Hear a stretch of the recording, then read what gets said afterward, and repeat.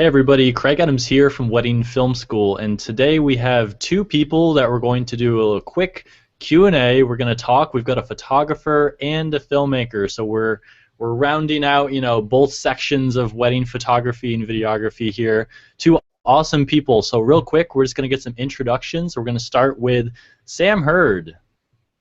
Hi, how's it going? Thanks for having me. I'm just relaxing after a really intense day yesterday, shooting a 12-hour wedding in mostly rain.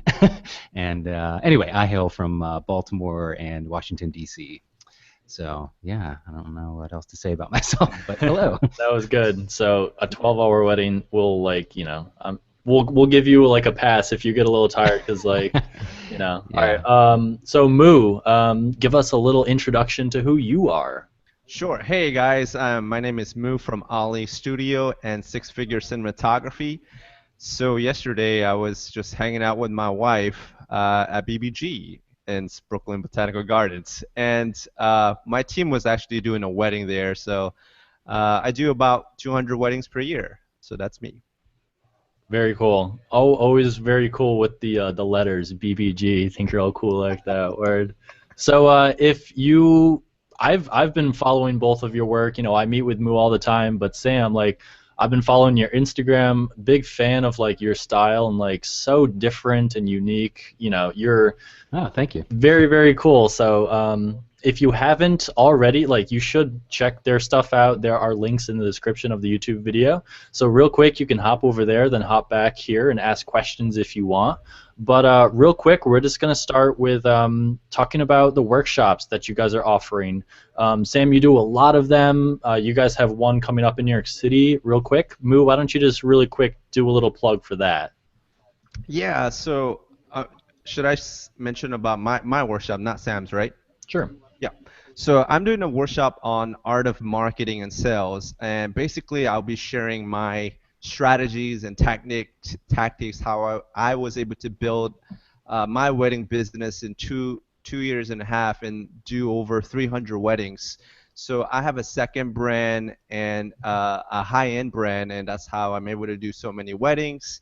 And I would just talk about the whole thing, how I take my branding to marketing to sales to remarketing, and just help you grow your own business to a six-figure income. So that's kind of what this workshop is all about. Yeah, so art of marketing and sales, and the other workshop that you do, Sam, is called the Epic Workshop, right? I was checking out some of the BTS photos, which was a really cool way. It's kind of fun to involve everyone who took the workshop in a photo of the style that you're teaching, kind of. So what's it like doing those workshops with everyone? Pretty great, and plus I actually dropped the connection here for about 30 seconds to 30 to 60 seconds, so if you guys didn't miss me, then I'm really impressed. I'm on apparently my more reliable cell phone hotspot now instead of my home Wi-Fi, which seems to always give me trouble, but hopefully you can understand what I'm saying. But yeah, I've been doing workshops now for almost 4 years. I've done probably over 50. Taught over 400 or 500 students at this point. It must be kind of lose track after a while, but yeah, it's trying to keep the groups as small as possible and keep it as intimate as I can, so that no two workshops are alike, and every unique group of people has a completely different set of priorities in terms of where people are at and what they want to learn. Sometimes it's more business oriented. Most of the time, it's more technically oriented with shooting techniques and observing the live shoot with a real couple in really bad light and how you just make that work anyway. That's kind of my whole angle, is to just keep it practical, right?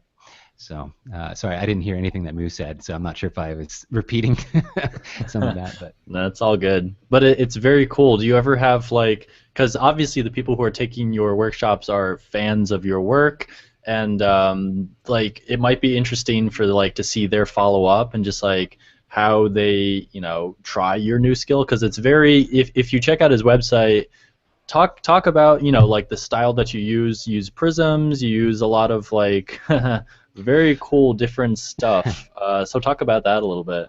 yeah, a lot of it's just shooting with prime lenses through a variety of objects. But my whole thing is that instead of like using and random stuff here and there, maybe I'll shoot through a wine glass, maybe I'll shoot through a leaf, whatever it is, stick to it for a while. Because the first time I ever tried shooting through like a prism or a unmounted double convex lens, right? It didn't really work well. I got a prism and then it sat on my desk for like 3 months before I finally decided to like bring it out to a different environment than I had originally tried it, and see if maybe it worked better. Not every object is going to work the best in every situation, right? It has to have some sort of purpose. And the more you use something, the more you can anticipate when it's going to work best. So you're not just wasting your time and wasting your client's time. No matter what, there's always a layer of like experimentation where it's just, well, I thought it was going to work and it's just not. But as much as you can get used to just predicting things and knowing what tool is best for the job, and my whole thing is I just love adding layers of interest where maybe there are none, right? Or you can take that safe shot and it's a pretty bokeh rich background or whatever, and suddenly with the prism you can introduce the reflection where it's taking something from the environment that you're in, but it's out of shot from directly what's directly in front of you, and reflecting it back in and creating some other layer that just feels more organic. Is impossible to Photoshop in, unless you had a picture from some other area. Anyway, and so that's my whole angle, and I just love introducing this kind of human element into my work that is, I think, oftentimes lost now that everything's gone the way of digital. And with film stuff, it was not that I ever really shot film, but it's so cool to have like these imperfect and unpredictable light leaks in some camera bodies, and these old design lenses without any sophisticated coating that would have be susceptible to flare, and have these really cool artifacts that at one time were actually thought of as just being like completely unusable, especially in the film world, like back before I guess the late 60s. Like if they had a shot that had a flare effect in it, or like the flare leaked in, they would be like, oh, we have to reshoot this. Like this is completely unusable. We have to redo it. And eventually, I guess with movies like Cool Hand Luke or something, of that grain, like flare was embraced and like used to create this layer of authenticity and realism, like it had never been before. So it's all about that for me. Yeah, And with this is a no film school article post. I think I read all about the Cole Hand Luke, yes. right? Yeah, love it. Yeah. And I love that explanation. I think it was a video, and it made perfect sense. And but with anything, it's easy to go a little too overboard. It's not like you want to shoot every image in a session with like this crazy reflection or distortion or flare. You have to use it in moderation. And even in the shots themselves, the biggest thing that I see a lot of people do is that they hook onto something, they master the technicals of how to do it, and then they completely forget that they still have to balance that with like the decisive moment of where people are expressive in a really good way, and composition still needs to apply. You can't just cover it with this crazy effect and just pretend like composition doesn't matter anymore. So it's about striking a balance with all of those things. But so it seems like you found your style. Like, did it take some time to find the style that you had the most fun shooting, because I'm sure it sounds fun, and then also the type of client that you want, the type of super fans of your work that want something different, that want that human element, that want something different. How important was that to the success of your business? Oh yeah, I mean, super important, for sure. But I mean, so I do about 50 weddings a year, and my business is all 100% myself. So it's about as much as I possibly can take on without imploding and creating a black hole for planet Earth. I already work way too much, along with like 25 workshops a year. It's insane. But I'd say right around the 3-year mark is where I most consistently see other photographers, really starting to hit their stride and know like where their strong points are, and how to embrace that. And it was the same for me, right around 3 years. And I don't even think it's as much about how long you've been shooting is how much you've been shooting. When you go out and shoot every single day for a year in a row, you have a huge head start. compared to somebody that shoots just only on the weekends or only when they feel like it, like every other day, right? The more you do something, the better you get at it, and that's one reason I love wedding photography, is because there is such an opportunity to shoot such high volume. I take forward 4,500 images a wedding. Yesterday's wedding, I took 6,500 images, and turn out and go through like 250,000 photos a year. Not that I deliver that many, but that's how many I look at, however brief sometimes. And that is, I think, such a fantastic situation to be in. Not only because you can, of course, make money from it, which is really hard to do in any other genre of photography, but just because you're getting better at such an accelerated pace, which I'm sure there's a downside to that as well, but I try and embrace it. And it's style is not something you can set out and then be like from the beginning, like, oh, I love these photographers, I know what I want my style to be, and I'm going to do it. It's something that has to evolve, and it's something you can see looking backwards for sure, but you really can't predict like what your style is going to be. And even now, it's funny. People say that looks like a Sam Hurd shot, and I'm like, really? I have no idea what that actually means. So Moo, what's the story been like for you starting out and finding your style? I guess different than Sam Hurd's style. Well, before we go into that, I wanted to just show my little thing I Nice. took from Sam's workshop. I've never actually used it yet. This is the prism. What's the method again, Sam? Freelancing. Freelancing. Yeah. Sorry, I took my lens apart, but I haven't had a chance to use it. But hopefully, I can take it out one day. That's one of my favorite things. And not like I invented freelancing. It's been around since the first cameras were invented, like literally. But that modified 50 makes it so much easier to create a tilt shift kind of blurring effect in camera with light leaks and all sorts of fun stuff. So I'm glad you took it apart. Yeah. It's like $100 lens, right? It's $120. Yeah, it's pretty good. It's $100 lens. Moo, can you freelance the webcam right now? Can you give us a little preview of what that would look like through the lens? There you go. Oh. Oh. Yep. Oh, nice. Webcam lens whacking right here. Yeah. Yeah. I got people call that.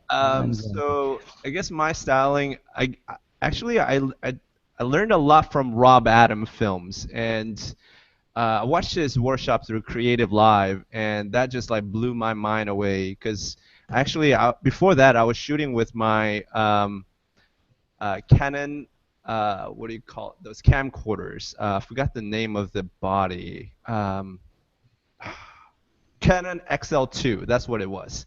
It was like a $5,000 camera back in the days, like probably like way before DSLR came out, and I was like shooting a super with those. small sensor, like type. Yeah, Was yeah. it one of those like? Yeah. Over the shoulder, just like. Oh wow! Yeah. And I still see those sometimes, by the way. I know, I see that, but I mean, that's what I was shooting with, and I saw these people with DSLRs. I was like, what is that? It's like, what the heck? How can you do video with that? It's like, can you get like, steady footage from that and stuff like that? And somehow I don't remember how exactly I came across Rob Adams' workshop, but I did, and I saw it. I think I bought the workshop for like, I don't remember, like $150. It was like a 3-day kind of like workshop. And I watched it, saw his work, and I was just like blown away, like how you can do this with a DSLR. So I was like, okay, I got to go get me a DSLR because apparently I can't do that with my Canon XL2. So my first DSLR purchase was like a Nikon something, and I went out and bought something. I forgot what it was. I think it was D800, Nikon D800. And I bought that and bought a bunch of Rokinon lenses and started out, practicing with that and just developing my style from there. Yeah. Yeah, I was just looking up that Canon XL2. That's quite a hefty beast. No swappable lenses either, huh? Yeah. It was pretty good. Yeah. No longer available. I think it was $500 if you want to buy it today. Oh man. Yeah. So let's talk about Press Club. What is Press Club, Sam? Can you talk about that? What is press? Yeah, that's literally the first question I asked when I walked into this space. So it's this place called the National Press Club, and National Press Club.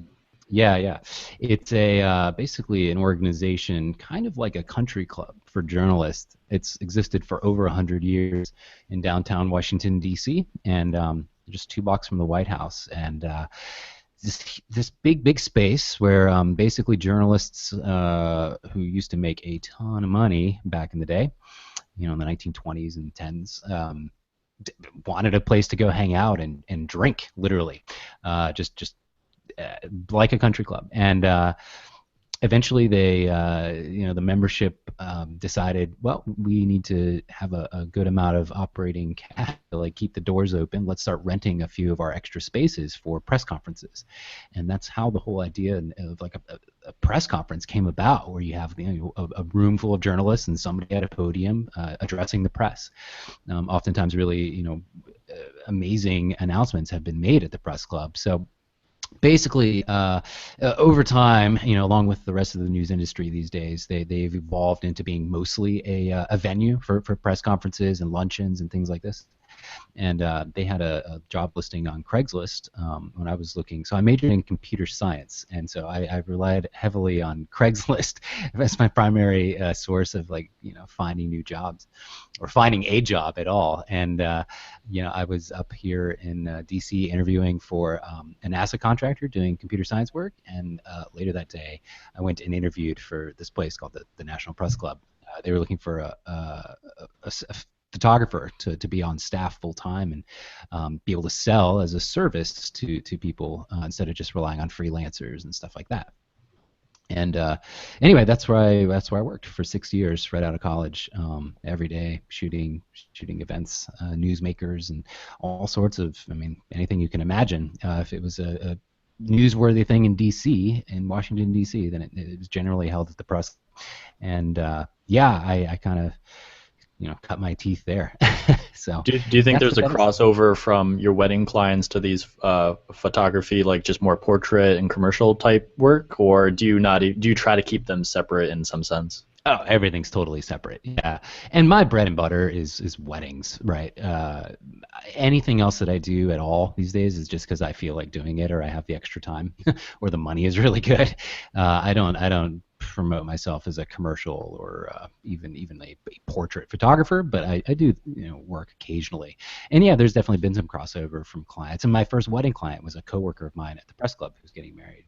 She liked my work and trusted me enough, had seen me, for I guess about 3 years shooting at the press club at this point. I'd never done a wedding, but she knew I could handle really dynamic environments with very little control over a situation and still create compelling, great photos. Or at least I don't think my first wedding was particularly great, but she was happy and they were really happy with their pictures, and that's how that whole avenue started for me. So. Yeah. So you said that you shoot solo. Does that like literally mean by yourself? You don't have a second or an assistant for most of these weddings, or? It depends. I mostly shoot by myself at weddings. Yeah, so completely 100% just me. So if And another wedding filmmaker is there, do you typically see like cinematographers at the weddings that you're shooting at, or what does oh that yeah, dynamic probably look like? probably a quarter of the time they have cinematographers there. Yeah, yeah. But it's a complete separate team, and usually it's at least 2 people. And that's one reason I like shooting by myself, because when you start getting other vendors of 2 or 3 people in the mix, it's really nice to just have me. And even with a second shooter there, if it's a huge wedding and like they really wanted it, because I do offer it as an add-on.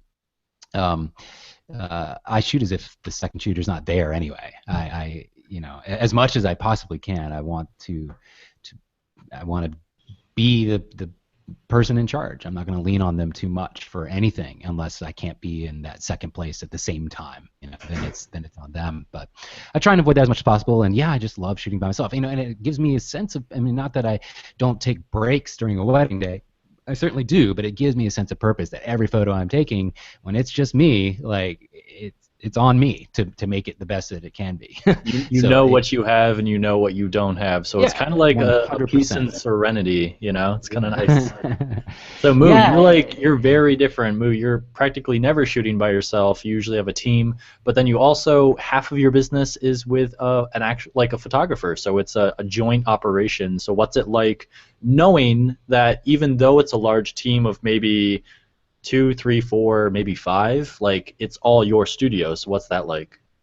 Yeah, but in the beginning, I did start out by myself, just like shooting by myself and handling like three tripods, three angles, three cameras, you know, even sometime even fourth camera on the ground for my center shot for ceremony. And as I was doing like more and more, and I was like, dang, I need an assistant or a second shooter. I can't just do all of this by myself carrying all of this gear, and I quickly realized, you know, having a second shooter helps me do a better job on my cinematography work, because you know, for us, you know, we need those multiple angles simultaneously all rolling at the same time. So you know, I Wait, started to wait, you don't want like just 10 GoPros? You could just attach them to different things and at one point I did use GoPros, but the quality put a wasn't. GoPro on the photographer, you get that extra angle, you know. Yeah, I should do that, right? Like a tracking bug, you just slap it on them without them knowing. I've seen Yeah. a groom wear a camera as his boutonniere all day Oh long. my gosh, seriously? Yeah, a little camera just took a still photo like every 10 seconds or something. Oh wow. Yeah, it's pretty funny. Yeah, so I mean, I always I wasn't always like team oriented myself either, but I started to like delegate my tasks that I can perform, because I was just getting overwhelmed when I started doing like multiple weddings, and I had to learn a way when I opened my second brand to start delegating and trusting other lead shooters so that they can go perform the task that is needed to be done.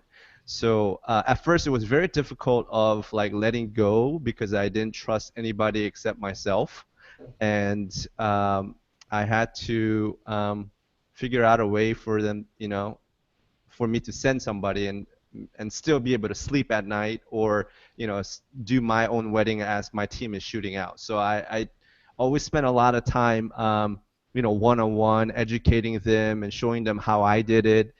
And now I have a system where they start out as an internship for like 2 3 months, and then they actually work for me full time for a year, and then I send them out to be uh, a freelancer for me, or continue to work with me as full-time employees. So I mean, I have few systems in place now, but in the beginning it was just kind of like all learning experience. I had to figure it out one by one as the problems kind of arise. Cool.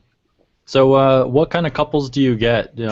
Are you really looking for international stuff, Sam? Like, do you fly all around? Does that not matter as much as like what is your focus for like this upcoming year and then maybe next year? Like, are you still trying to do what you said, like 50? Are you trying to do Yeah. more, less?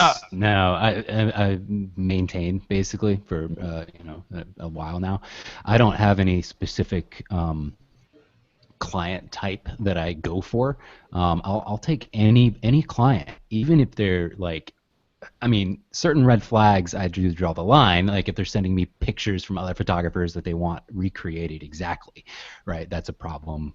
Probably not going to work. But as long as they love my photos, I don't.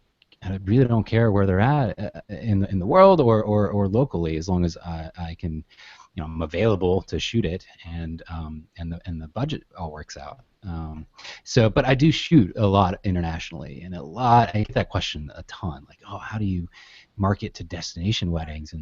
And it's not something I actively market for. It's just You something put that you put up billboards wherever you want. Billboard like in Sweden, tagging billboard in and Puerto Rico, billboard. yeah. There's no way However, to do well, it. okay, No. there is no like silver bullet to it for sure. But the way that I have most booked weddings in really great locations is there were other photographers that have followed my work for a while and are now getting married, and they, photography is the priority of the wedding, or right up there at top, where it's a significant part of the budget, so they can pay for the extra travel expenses, and they know they want my work specifically and no one else, if possible. So that's really the position to be in. And I've made the mistake that I'm sure a lot of people have, where it's like, oh, I'm in a destination, I need to tag this destination wedding photographer, and somebody's going to search destination wedding photographer Costa Rica and find my works. That's not how people do that. People don't search destination wedding photographers, let me find who specialize. Like, that's just not how it happens. But in the very beginning, I did a lot of traveling just with my friends, without any weddings in the mix at all. Just growing up, every summer I tried to do a cool trip somewhere in the world. And once that kind of overlapped with me having a blog and like a real actual website, I did blog some of that travel work just for my own personal stuff, and um, didn't press too hard with somebody book me now. I just put it out there so people knew that I like to travel.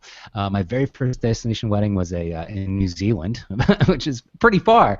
But the reason the groom found me is he was an amateur photographer, awesome guy. He left a comment or maybe messaged me directly like, hey, I did a blog post about New Zealand and the landscapes from like the Lord of the Rings stuff that we went and saw. No people in any pictures anywhere. It was just in my blog stream, along with the rest of my work. And he was like, I saw you do weddings too. That'd be so cool if we could fly you over here. And I was like, yes, okay, let's talk about it. and that's how that whole started. And once you have one in the bag, then it's like, okay, you have the experience now.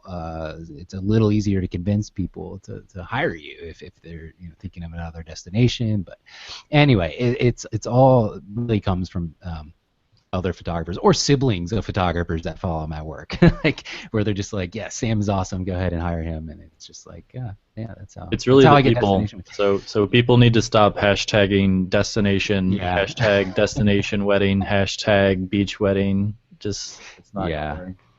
and it's the So same with my workshops. Like when I do a workshop in another place, which is 99% of the time, I've only done like 2 locally here.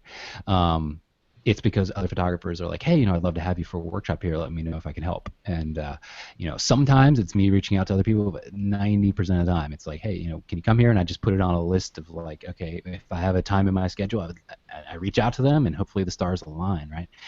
It's really dangerous to just like pick a city randomly and be like, I'm going to announce a workshop here and hope for the best, because you need somebody local to kind of plug into other local people and spread the word a little. So anyway, yeah. It's so because your work is epic. oh, I'm not gonna hit the button again. We already did that. I'm not gonna do that. There's no reason for that. Guys, I So feel I feel bad I don't have a bunch of pictures behind me on a wall. yeah, Moo's got his work up. I've got my Instagram photos, which is not weird or anything. Nice. Sam, you Um, play guitar? I see that on the back. Oh yeah, I grew up a musician. I have way more audio equipment than I have camera equipment. If you could Nice. see sitting next to me, there's like a giant stack of outboard mic preamps and compressors and EQs and all sorts of fun stuff. Yeah, Nice. Is that a and I play guitar. There's a uke. Yeah, it's a Nice. ukulele. Can you play something? Freebird. No, I'm not. I'm just kidding. So we have a lot of people who are just like starting out. So people who people a lot send their first wedding that they just shot to us on the channel. I'm sure you get this question a lot. Like, what is some advice for people just starting out who are about to shoot their first wedding, either photo or video? You can Moo. take that move. Moo. Yeah. Oh, sorry. No. You said that one more time. Sorry. I thought it was to Sam. What would you say to someone starting out? They're about to shoot their first wedding for video. What Oh. advice? I think preparing yourself is so important because for me myself, actually, I'm not really a planner, and I kind of do things on the fly, and I am a big procrastinator. So like I kind of do things last minute. But if it's your first wedding, I don't recommend that. I would do some research, watch a bunch of YouTube videos like the Wedding Film School or just other great. There's a lot of great sources out there. So just Google and do the research watch, learn, and just ask questions to somebody and just get the right answers and just kind of prepare as much as you can before you actually go into it, so that you're not surprised with just you know the new things that you're about to experience. So I would just say, prepare yourself. So kind of know what you're getting into. Like you should probably attend a wedding before shooting it. Like actually know what kind of happens because like that was my situation when I was in high school shooting my first wedding. I didn't know what a wedding like I didn't know what was gonna happen and I Yeah, didn't you know Yeah. yeah. or so what kind of advice would you say for people starting out? Uh, yeah. Funnily enough, the first wedding I shot was only the second wedding I'd ever attended, and it was 10 years after I attended my first one. So I really didn't know what was going on. Yeah. Thankfully, I had such awesome clients, and I definitely did a lot of research. I saw tons and tons of work from other wedding photographers, whether they blog the full story of the day. So I just had a sense of what, the bare minimum of expectations would be, which was nice. But I think at the end of the day, I think especially in like the first year or two of shooting, people will really get hung up on uh, what to charge, and I think that um, honestly, people should be charging what their experience allows for. Their experience specifically as a wedding photographer allows for. And if you've never photographed a wedding before, you should be charging little to nothing. Yes, I'm saying work for free, which is kind of awkward, and doesn't make a lot of sense in the beginning. Business-wise, it makes zero sense to run a business that way. But if even if you're an amazing fashion photographer or news photographer, or if you have like thousands of dollars of equipment, it is a completely unique set of skills to be good and be used to and comfortable in the wedding day environment specifically. And if you don't have any experience doing that, you're starting from nothing. I don't care where you're coming from. That's one of the things I love about wedding photography, though, is that like it's every genre of photography all in one single day. It allows you to translate into other genres really easily, but coming into weddings, like I've seen so many press photographers give it a shot, like seasoned photojournalists, and yeah, some of their storytelling on a wedding day might be kind of good. They'll have some good, maybe sort of iconic looking images, but like the portraits fall on their face. Like they have no idea how to direct people and make them feel comfortable because they've never done it. It's a completely different skill set. And then I've seen like studio portrait photographers come in and like, yeah, he's my uncle, he's my friend. He's such a beautiful fashion photographer, and the storytelling is poor because they don't do that. they direct people and they have off-camera light that they can really manipulate, and that part of the wedding might shine, but you really have to be good at everything to be a really satisfying, successful wedding photographer for your clients. And anyway, the more you do weddings, the more you can actually start to charge them, but don't just think that you're going to make a ton of money in the beginning and life is going to be good. Like you really have to build it up slowly over time as your experience gets better and better. So don't be afraid to work for little to nothing for a little while, until you start to figure out and see problems, a mile away before it's even hit, so that you can. A lot of the issues fall on the photographer because you're like the only vendor, or the cinematographers. You're the only vendors that are around these clients the entirety of the day. Like wedding planners come and go, they touch base over text message here and there. They're busy setting up and doing other things in other places a lot of times. And the photographer really has to keep the timeline in check and keep things moving along and figure out, a plan B or a plan C sometimes, about where to actually take pictures. So, yeah, really long answer to your question. Oh, That's actually, good. can I jump in here one more time? Yeah. Because that reminds me of kind of like how I did it also. What Sam was sharing. So I remember when I got the D800, my first DSLR after my, Canon XL2, and I asked my friend photographer, hey, I'm just trying to get into this, and I'll do the video portion of it for free, and I did the same thing. I just basically did. I remember doing a save the date film for him. I shot just next to him and just created a little film, and then I went. Did a wedding video for one of his clients for absolutely for free just to create a portfolio, and that was like 4 years ago before coming to New York. And actually that portfolio helped me land a few gigs and few jobs here in New Jersey, and that's kind of how I started out. So I think, yeah, just going out doing it, for free and just getting the experience and doing something and creating a portfolio, that's very important. Yeah, I mean, unfortunately, the whole any creative industry, not just weddings and photography or cinematography, any creative industry, like now it's just so readily affordable to enter, like, and so easy to get distribution and access via the internet. Like that is the reality of the situation. I was just listening to one of my favorite podcasts, Hello Internet. They did. I don't know which episode it was, but if you've never listened to those guys, it's an amazing podcast. And they did a talk about freelance work as creatives and this whole discussion. So if you're even if you're not starting out anymore, I highly recommend you listen to what they had to say about it. But especially in the beginning, if you're just starting, consider these things. Yes. So, how much of the business versus the art isn't like what's more important to you as far as like being a photographer? Because some people focus on one more than the other. It's as long as they're having fun making the photos and doing the weddings that they want, the business kind of falls in place. But some people start to hire teams and become more of a business person than actually going out there and shooting. So what's that look like for you, Sam, and kind of going forward? Yeah. I mean, I'm 7 years into this now, so still probably hopefully not even close to halfway through my career, but who knows?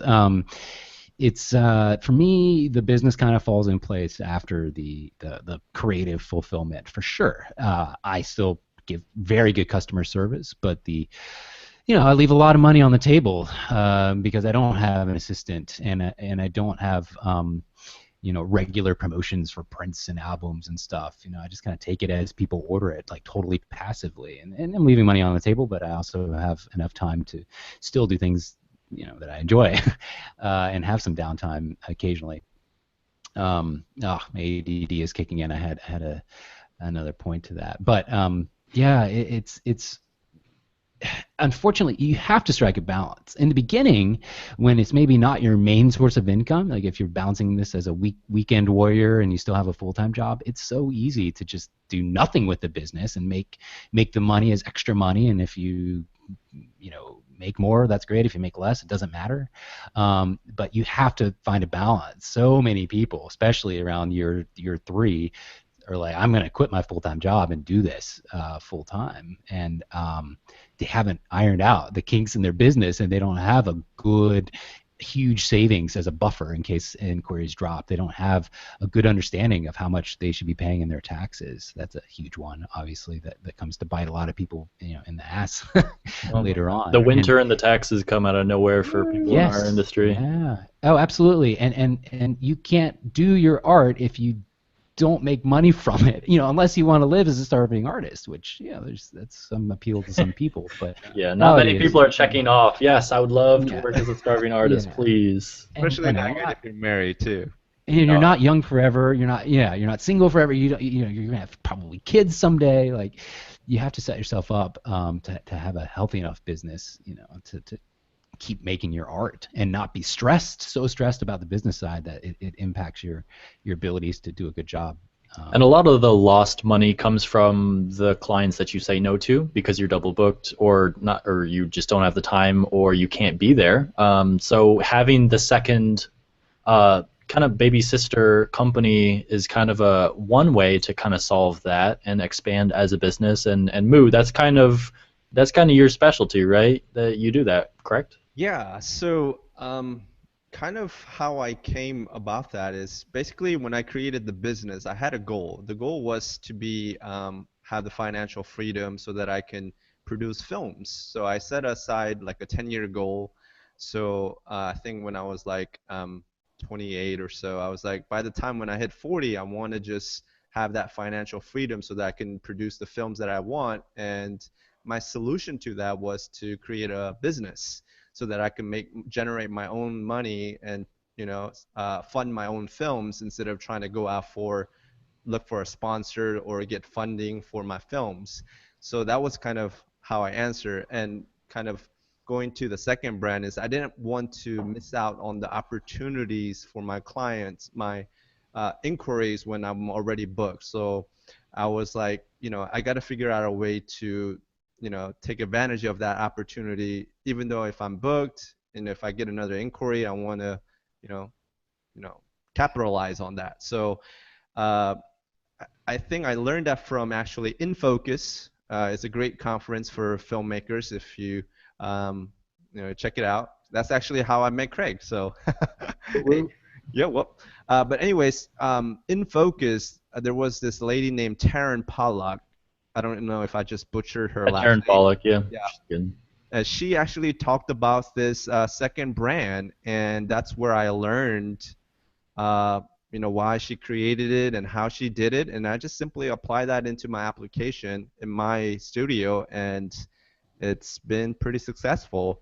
Um, but there is a lot of work to be done because if you already have one brand and if you're creating a second brand, you're basically starting the entire process again, and you have to kind of separate yourself for that so that people don't get confused. So there is a lot of work, and I don't recommend doing it like right off the bat. I would just start out as yourself, and then build your first business, and then when you start getting like double booking, if you're already booked and somebody's asking for the same date, then that's when I would recommend kind of starting your second brand and stuff like that. Sam, it would be a perfect time for you actually, since you're Yeah, I've tried a almost few times. Yeah, it's a delicate balance because at the end of the day, yeah, I would think starting an actual second brand under a different name. I mean, one of the things I most regret in the beginning was naming my business Sam Hurd Photography, because now it is exclusively tied to me. If I sent some guy named Ryan Brenizer to like meet with a client, and they're like, "Well, who's Sam? Like, why is your name Ryan?" Right? Like, it would have been great to come up with something a little more, to act as an umbrella. So Just yeah, I just mean, hire second shooters that look like you, or just like have them wear wigs and stuff. make them So change their dope. name legally. or To, they can wear that Star Wars mask that you always put on. yeah. Yeah, yeah. Oh man. But yeah, it's the worst thing in the world. There's so many steps and there's so many just serendipitous things that have to happen out in the world for people to like find your work and then like your work enough to inquire with you. And it's so painful when it's like, well, I'm already booked, so go on your merry way, and I'll never work with you because you only get married once, right? And that sucks. And yeah, yeah, it's definitely something I've thought about a lot. It's just yeah, I've just been too busy to even to because like we said, it is a lot of work. You're managing a second business for a while, so you're kind of working on top of yourself to Yeah. get things ironed out. And at the end of the day, I would still shoulder the responsibility for any problems or issues that are inevitably going to come up in that second brand or with an associate photographer or whatever. And so far, I've had such a good streak in my own business. I don't want to ruin that. So, but yeah, eventually that is something that is very smart to do for sure. And I mean, I'm kind of working backwards than what Sam is doing. I'm trying to now create a third brand where, I just kind of name myself as the business and kind of bring that uniqueness, like that one of a kind, like you can only get it from Moo and not other people. And I'm kind of doing that now. So I have the second or third brand I'm trying to create. So yeah, it's a lot of Yeah. work. Well, the other thing I wonder about is the the risk of getting somebody under your wing and training them and giving them a lot of good work and then harnessing their skills and getting out there and then deciding like, oh, why don't I just do my own business and keep 100% of the profits instead of working for someone else. So you have to come up with incentives to make it worth them earning less, but also them getting maybe more time back because you do all the post processing, or maybe they get to borrow your equipment so they don't have to buy their own for a while, or something like that.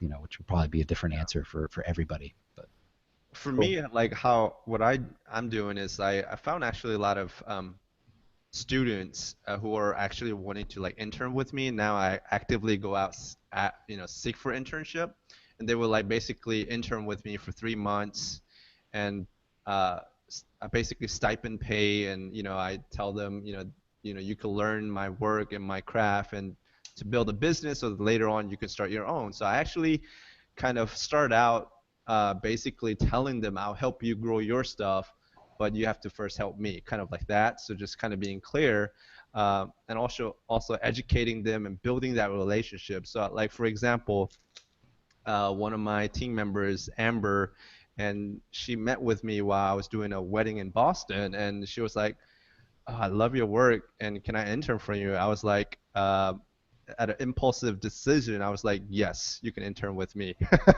And Good then, decision. Yeah. yeah, I was like, yeah, sure, why not? And then when I said yes, I didn't know what that meant, but I had to come up with a process and like a plan, and that's kind of what I did. Just kind of 3 month internship, and then hourly payments, and then now she's about to get a benefit and just kind of full-time salary and stuff like that. So that's how I kind of progressed. That's a good idea. Yeah, just start offering actual benefits. Yeah, geez, what a novel idea. I hadn't actually thought about that. Oh man, I could actually And, pay and them as an employee, not just an independent right. contractor. I basically try to make a relationship, and I help them achieve their goals. Like one of her goals is like create her own films, and I let her use my studio space, all my gears, whatever I can help out with. I'm just on there. So we have this relationship where it's just not like employee and boss, but just kind of like friends and like kind of Friends friends. with benefits. Yeah. Yeah. So that's Collaboration on steroids. exactly. All right, very cool. So we're gonna wrap up in a minute, but so what is the main focus of social media? So if people wanted to follow your work, Sam, would it be Instagram or would it be something else? Yeah, Instagram, Facebook. Facebook is where I put my favorite photos. Instagram are where I put my photos when I remember to.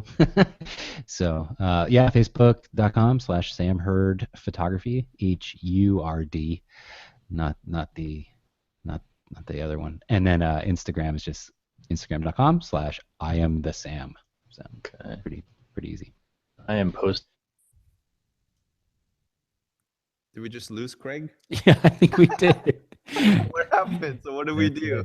I don't know. I imagine he'll come back in a minute. I thought for sure that was me dropping out, but did he set up the chat? Yes, he's the moderator, Okay, so we so can't do anything. Oh, he's there back. he He's goes. back. Oh, we lost you there, Craig. That Welcome was a back. test to see how you'd react when I wasn't there. There's some We just lost talked about stuff. how you weren't there anymore. Yeah, no. Okay, so I'm gonna post links. Moo, how would people approach you if on the social interwebs if they wanted to chat? Sure. So if you want to follow my work, you can do just Google olliestudio.com, facebook.com/olliestudio. If you're looking for mentorship and workshops, it's sixfigurecinematography.us. So I actually have a workshop coming up this Friday in New York. So if you're in New York, I recommend possibly considering that. There's still seats left. So yeah. Cool. And all of these links will be in the description to make things easy because no one actually listens and then acts upon that. Links are where it's at. So check that. But thank you so much for your questions and for viewing. Yeah, thanks a lot, guys. Cool. Cool. All right, peace out.